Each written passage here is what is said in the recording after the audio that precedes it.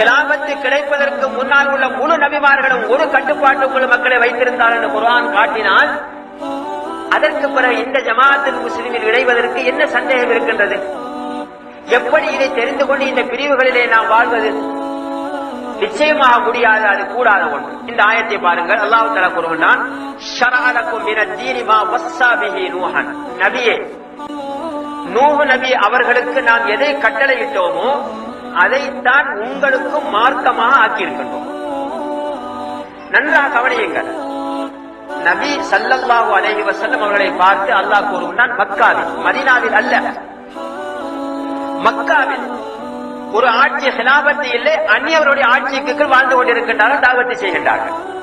காபாவிலே தொழ முடியாது, ஒட்டக குடலை கொண்டு வந்து போடுகிறார்கள், கழுத்தை நசுக்கின்றார்கள், இந்த சத்தியத்தை ஏற்றவர்களை கொலை செய்கின்றார்கள், சுடுமண்ணலிலே போடுகின்றார்கள், பாறாங்கலை தூக்கி வைக்கிறார்கள்.